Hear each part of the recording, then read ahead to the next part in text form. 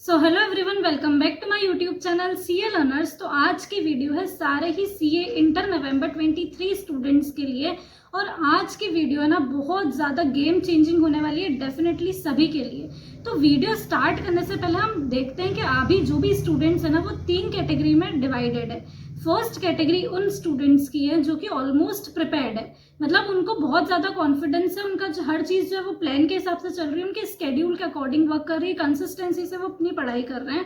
But फिर भी मन में थोड़ा बहुत डर रहता है, श्योरिटी कभी भी हमको नहीं रहती कि हम क्लियर कर लेंगे या फिर हमने जो एक्सपेक्टेड अपना आउटपुट है वो हमको मिल जाएगा कि नहीं मिलेगा, वो हमेशा एक मन में चिंता रहती है। तो फर्स्ट कैटेगरी के स्टूडेंट्स ये हो गए। सेकेंड कैटेगरी के स्टूडेंट्स वो हैं जो कि 50-50 पर है अभी, कि यार 50% चांसेस है कि क्लियर कर लेंगे, 50% चांसेस है कि शायद क्लियर ना हो, कोई ऐसी गलती हो जाए, कुछ ऐसा पेपर इतने टफ आ जाए या कुछ भी हो सकता है। थर्ड कैटेगरी के स्टूडेंट्स वो जो कि ऑलमोस्ट हार मान चुके हैं कि यार अब तो हमारा क्लियर नहीं होने वाला, हमारा इतना कम पोर्शन हुआ है कि अब सामने लग रहा है चांसेस 80 to 90% चांसेस है कि हम क्लियर नहीं कर पाएंगे। पर फिर भी मन में एक वो होप है कि शायद कोई ऐसी कोई स्ट्रेटेजी मिल जाए, शायद ऐसा कोई प्लान मिल जाए, शायद हमारा लक जो है वो एकदम वर्क कर जाए या फिर कोई ऐसा मैजिक हो जाए और हम क्लियर कर लें। और ऐसे मैजिक्स जो है ना वो होते हैं, ठीक है। तो ऐसे बहुत सारे लोग हैं जिनको लगता है कि यार हम क्लियर नहीं कर पाएंगे और जिनको श्योरिटी रहती है कि अब तो नहीं हो पाएगा और उनका क्लियर होता है। सो ये मैजिक्स जो है ये होते हैं, पर इन मैजिक्स के लिए बहुत ज़्यादा हार्डवर्क और एक प्रॉपर स्ट्रेटेजी लगती है। तो मेरी आज की वीडियो ना ये इसी बारे में है और बेसिकली सेकेंड और थर्ड कैटेगरी के जो स्टूडेंट्स हैं ना उनके लिए बहुत ज़्यादा यूजफुल है, क्योंकि आज मैं आपको वही चीज़ बताने वाली हूँ कि 1 महीने में अगर अभी तक हम उतना प्लान नहीं है तो ऐसा क्या करें कि पूरा गेम जो है ना वो चेंज हो जाए और हम बहुत ज़्यादा प्रोबेबिलिटी हो जाए कि हम क्लियर कर सके एटलीस्ट अपने एग्जाम्स को। सो वीडियो में आगे बढ़ने से पहले सीए इंटर नवंबर 23 स्टूडेंट्स के लिए सबसे बड़ी प्रॉब्लम अभी क्या आ रही है कि syllabus is too lengthy and it is actually becoming very difficult to revise it multiple times. लेकिन इसका सिंपल सा सॉल्यूशन ये है कि अगर अभी हमारे पास इंपॉर्टेंट क्वेश्चंस की लिस्ट होती है तो उन 80 to 100 इंपॉर्टेंट क्वेश्चंस को हम 3 to 4 टाइम्स इजीली रिवाइज कर सकते हैं।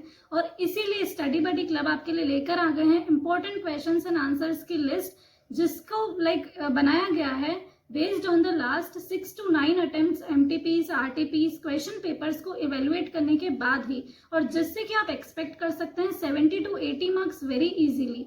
इसकी प्राइस भी काफ़ी मिनिमम है, between 2000 to 3000 for the whole group. और उसमें भी अगर आप मेरा कोड सीए लर्नर्स को यूज़ कर लेते हैं तो आपको 10% एडिशनल ऑफ और मिल जाएगा। तो एंड इसके बाद भी अगर आपको किसी तरह की कोई क्वेरी है तो आप सीए प्रतीक ठक्कर सर जो कि ओनर है स्टडी बडी क्लब के, उनसे डायरेक्टली व्हाट्सएप पर कांटेक्ट कर सकते हैं। उनका नंबर आपको यहाँ पर स्क्रीन पर शो हो जाएगा। सो देर किस बात की है, अभी इस एप्लीकेशन को डाउनलोड करना, लिस्ट को परचेज करना और अपनी सीए एग्जाम्स को ईजिली क्लियर करना। And even CA foundation exams के लिए भी ये लिस्ट जो है वो अवेलेबल है। तो अगर आपकी पहचान में कोई है जो कि सीए फाउंडेशन एग्जाम्स अपनी दे रहा है तो उनको भी आप ये रेफर कर सकते हैं। स्टार्ट करते हैं। सबसे पहले आपको अपना जो 1 मंथ है ना वो 2 पार्ट्स में डिवाइड करना है। 15 डेज के 2 स्लॉट आपको बनाने हैं। स्टार्टिंग के 15 डेज में आपको वो 2 सब्जेक्ट लेना है जो कि आपको लग रहा है कि यार हमने ना बहुत कम प्रिपेयर करा है। सबसे पहले तो आपको फर्स्ट स्टेप में क्या करना है कि अपनी जो भी सिचुएशन है, आपकी करंट सिचुएशन, उसको नोट डाउन करना है कि कौन सा सब्जेक्ट में आपको कितने चैप्टर्स करने हैं, कितने चैप्टर्स आप ऑलरेडी कर चुके हो, ये लिख कर आपको करना है। और ये बहुत ज़्यादा इंपॉर्टेंट है क्योंकि बहुत सारे लोगों को अपनी रियल सिचुएशन ही पता नहीं होती कि हम अभी कहाँ पर है, तो उसके लिए ये नोट डाउन करना बहुत ज़्यादा ज़रूरी है। अब इन सब चीज़ों को नोट डाउन करने के बाद 4 पेपर्स में से आप 2 पेपर ऐसे निकालो जो कि आपको लग रहे हैं कि यार यहाँ पर हम क्लियर नहीं कर पाएंगे, यहाँ पर सामने लग रही है चीज़ें कि बहुत कम जो है हमने मेहनत करी है। और अगर आप ये डिसाइड नहीं कर पा रहे हो ना तो आप मुझसे इंस्टा पर कनेक्ट करो, वहाँ पर मैं आपको इस चीज़ में आपकी हेल्प कर सकती हूँ, ठीक है। तो ये हमको डिसाइड करना है और वो 2 सब्जेक्ट्स आपको स्टार्टिंग के 15 डेज में लेना है। और 15 डेज में आपको इतनी श्योरिटी उनमें करनी कि आप एटलीस्ट से एटलीस्ट उसमें 40 to 50 स्कोर कर सको, ठीक है। अब ऐसे 2 सब्जेक्ट्स आपको निकालने हैं जिसमें आपको एग्जाम्शन की तैयारी करनी है, क्योंकि हमारी स्ट्रेटेजी इसी हिसाब से वर्क करेगी कि 2 पेपर्स में एटलीस्ट हमको 50 नंबर चाहिए और 2 पेपर्स में हमको 70 to 80 टारगेट करना है। तब जाकर हम उसमें एग्जाम्शन स्कोर कर सकेंगे और तब जाके एक एग्रीगेट हमको मिलेगा, ठीक है। तो ऐसे आपको 4 पेपर्स को 2-2 में डिवाइड करना है। बहुत सारे लोगों को एक कन्फ्यूजन आ रहा होगा कि हमको तो दोनों ग्रुप्स देने हैं और ये जो स्ट्रेटेजी ये एक ग्रुप की दिख रही है। तो अगर अभी आपकी मन में इच्छा है कि हमको दोनों ग्रुप्स देने हैं, अपने हमको सिंगल ग्रुप नहीं देना है, तो आपकी सिचुएशन ये होनी चाहिए कि आपने 4 पेपर्स, एटलीस्ट 8 पेपर्स में से 4 पेपर्स आपके बहुत अच्छे से प्रिपेयर्ड होने चाहिए, और इतने अच्छे से प्रिपेयर्ड होने चाहिए कि अब उनको देखने की ज़रूरत हमको नहीं है। अब सीधा हम एग्जाम टाइम पर उसको 1.5 डेज बिफोर देखेंगे पहले, और हम उसको क्लियर कर लेंगे। और अगर आपकी सिचुएशन वैसी नहीं है तो फिर अब बिल्कुल सही टाइम है कि आप एक ग्रुप को सिलेक्ट करो कोई से भी, और सिर्फ उस पर फोकस करो।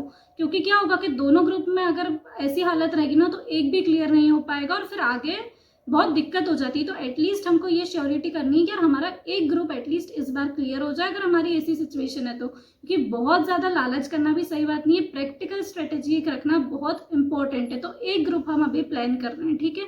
अगर आप दोनों ग्रुप करना चाह रहे हो तो 4 पेपर्स आपको ऐसे निकालने हैं जिसमें से 2 बहुत लेस प्रिपेयर्ड हो आपके और 2 जो है वो मीडियमली प्रिपेयर्ड हो, ठीक है। तो उसके हिसाब से आपको ये चीज़ें करनी है। नेक्स्ट बात आती है कि 15 दिन में आपको 2 सब्जेक्ट से ज़्यादा नहीं लेने हैं। बेसिकली एक दिन में आपको 2 सब्जेक्ट से ज़्यादा नहीं पढ़ना है कभी भी। क्योंकि क्या होगा कि अगर आप 3-4 सब्जेक्ट एक दिन में कंबाइन करोगे ना तो एक सब्जेक्ट को हम लेकर जब बैठते हैं तो थोड़ा बेसिक टाइम आधा 1 घंटा तो हमको वो समझने में लग जाता है चीज़ों को। और फिर 4 सब्जेक्ट आपने एक दिन में प्लान कर लिए तो बेसिकली एक सब्जेक्ट के लिए आप कितना दे दोगे, ज़्यादा से ज़्यादा 2 या 3 घंटे। तो आप लेके बैठोगे, उसको थोड़ा बहुत समझोगे, इतने में टाइम ओवर हो जाएगा और फिर हम नेक्स्ट सब्जेक्ट पे आ जाएंगे। तो इसीलिए एटलीस्ट आपको अभी 14 आवर्स की पढ़ाई जो है वो करनी है। 12 to 14 आवर्स आपको निकालना है पढ़ाई के लिए, और 6 to 7 आवर्स आपको एक सब्जेक्ट को देना है। अब इसमें एक मेन बात ये आती है कि हमको रिवीजन का टाइम कहीं पर भी नहीं दिख रहा है। तो जो लोग मेरी रेगुलर वीडियोस देख रहे हैं उनको ऑलरेडी पता है कि रिवीजन के लिए हमेशा से सिर्फ मैं एक स्ट्रेटेजी सजेस्ट करती हूँ कि जब हमको कम टाइम में क्लियर करना रहता है ना अपना ग्रुप, तब हम एडिशनल वो वाली स्ट्रेटेजी फॉलो नहीं कर सकते कि यार 1 महीना पहले पढ़ लेंगे, फिर 20 दिन का रिवीजन, फिर वापस 10 डेज का रिवीजन, क्योंकि उतना टाइम हमारे पास नहीं होता है। तो आपको यहाँ पर सबसे कम टाइम में जो सबसे इफेक्टिव रिवीजन की स्ट्रेटेजी जो रहती है वो ये रहती है कि जो आप कर रहे हो पूरे दिन में, अगर रात को वो 1 या 2 घंटे निकाल कर आप रिवाइज कर सोते हो ना उस चीज़ को, तो ये सबसे बेस्ट रिवीजन स्ट्रेटेजी रहती है कम टाइम के लिए, ठीक है। तो ये आपको फॉलो करनी है। नेक्स्ट एक चीज़ आपको जो ध्यान रखनी है वो ये रखनी है कि जो थ्योरी सब्जेक्ट्स और जो प्रैक्टिकल सब्जेक्ट्स है इनको आपको कॉम्बिनेशन बनाते हुए चलना है। क्योंकि अगर आपने 2 थ्योरी सब्जेक्ट्स का कॉम्बिनेशन बना लिया तो पूरे दिन आप सिर्फ रटते रहोगे तो काम जो है ना वो नहीं बनेगा बेसिकली। तो एक थ्योरी और एक प्रैक्टिकल का कॉम्बिनेशन बनाना, और ऐसे आपको अपने जो है 15 डेज में 2 सब्जेक्ट्स जो है वो करना है। नेक्स्ट फिर बात आती है कि अगर अभी कहीं सर भी और से पढ़ रहे हो तो उस चीज़ को अभी रहने दो और ICI MET उठाओ, अपने अटेम्प्ट की RTP उठाओ, और सिर्फ ये 2 चीज़ें जो है ना सिर्फ ये कर लो। बाकी MTPs वगैरह नहीं करी, RTPs अगर पुराने अटेम्प्ट की नहीं करी, प्रीवियस ईयर के क्वेश्चन पेपर्स नहीं करे तो फिर भी चल जाएगा, लेकिन एटलीस्ट ये बेसिक इतनी चीज़ें तो करो। नेक्स्ट फिर ये बात रहती है कि 15 दिन में 2 सब्जेक्ट अगर करोगे ना तो 100% कोर्स कवर नहीं हो पाएगा, और ये बहुत प्रैक्टिकल चीज़ है। मतलब जो लोग फटाफट कर लेते हैं ना उनके लिए फिर भी हो सकता है, पर मेरे जैसे लोग जिनको टाइम चाहिए रहता है कंसेप्ट को समझने के लिए, पढ़ने के लिए, तो हमारे लिए 15 डेज में पूरा 100% कोर्स कवर करना एक सब्जेक्ट का इम्पॉसिबल है। तो आपका 70 to 80% कोर्स जो है वो कवर होगा, और उसी में आप जो है ना वो सेटिस्फाइड रहना और उसी को अच्छे से करना। क्योंकि अगर आपका इतना भी कवर हो गया ना तब भी आप क्लियर कर पाओगे, और इसका लाइव एग्जाम्पल आपके सामने बैठा है। तो अब एक लास्ट चीज़ जो कि मैं आपको बताना चाहती हूँ वो ये है कि बहुत बार क्या होता है कि हम पूरी तैयारी कर लेते हैं अपनी, लेकिन हम 1.5 डेज के लिए वो नोट्स अपने प्रिपेयर नहीं कर पाते हैं। तो यहाँ पर जब आप पढ़ोगे ना तब आपको ऐसा कुछ करना है कि जैसे अगर प्रैक्टिकल सब्जेक्ट्स है तो उनके फॉर्मूले वगैरह और ये हाथों हाथ एक शीट पर जो है वो लिखते चलो। अभी उसमें ज़्यादा टाइम लग जाएगा थोड़ा, लेकिन अगर अभी से ये काम नहीं करोगे ना तो 1.5 डेज पहले आपका प्रिपेयर ही नहीं हो पाएगा, आप रिवाइज ही नहीं कर पाओगे चीज़ों को, और फिर यहाँ का करा हुआ अगर उस टाइम रिवाइज नहीं हुआ ना तो फिर काफ़ी दिक्कत हो जाती है। तो अभी से हमको उस 1.5 डेज के लिए नोट्स जो है वो बिल्कुल प्रिपेयर्ड रखना है। थ्योरी सब्जेक्ट्स आप जहाँ से भी पढ़ रहे हो तो उसका एक समराइज्ड वर्जन जो है वो आपके पास होना चाहिए, जो कि 1.5 डेज में आप पूरा रिवाइज कर सको। क्योंकि अभी जो चीज़ आप पूरे 15 दिन में कर रहे हो वो आपको अल्टीमेटली उस 1.5 डेज में करनी रहेगी, तो वो आपके दिमाग में होनी चाहिए ये चीज़। तो यहाँ पर मेजर लोग अपनी गलती करते हैं, मैंने भी करी थी ये गलती। 1.5 डेज में मेरे को बहुत दिक्कत पड़ी थी क्योंकि मैंने प्रॉपर नोट्स जो है ना वो अपने रेडी नहीं रखे थे। तो वो सेम गलती आप लोगों के साथ नहीं हो, तो इसके लिए आपको ये चीज़ ध्यान रखनी है। और एक हमारे मन में एक बेसिक कन्फ्यूजन चलता रहता है कि ऑडिट में जैसे ऐसे नंबर वगैरह होते हैं और लॉ में सेक्शन नंबर्स वगैरह होते हैं, जो FR वगैरह या फिर अकाउंट्स जैसा उसमें इंडेस या AS नंबर वगैरह होते हैं, तो वो हमको याद नहीं रहते हैं, ठीक है। तो उनको नंबर्स को याद रखना बहुत ज़्यादा मैंडेटरी होता है क्या? तो इसका एक सिंपल सा रूल ये है कि अगर आपको याद रह रही है चीज़ें तो तो वेल एंड गुड, बहुत अच्छी बात है। लेकिन अगर आपको चीज़ें याद नहीं रह रही है तो इसका मतलब ये नहीं है कि आप अच्छा स्कोर नहीं कर पाओगे या फिर आपके बहुत सारे मार्क्स कट जाएंगे। ऐसा बिल्कुल भी नहीं होता है। उसके एडिशनल मार्क्स जो है वो नहीं होते हैं कोई भी। आप लिख रहे हो, आपका पेपर प्रेजेंटेशन अच्छा होगा, बहुत अच्छी बात है। अगर आप नहीं लिख रहे हो तो भी आपको डरने की कोई बात नहीं है, ठीक है।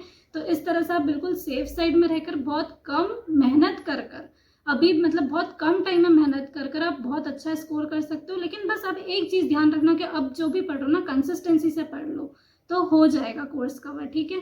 सो अगर आज की वीडियो आपको पसंद आई हो तो वीडियो को लाइक करना ना भूलें, चैनल को सब्सक्राइब करना ना भूलें, और आगे और ऐसी वीडियोस जो वो डेफिनेटली आती रहेगी तो उसके लिए आपको नोटिफिकेशन बेल को भी प्रेस करना पड़ेगा। So thank you so much for watching, bye.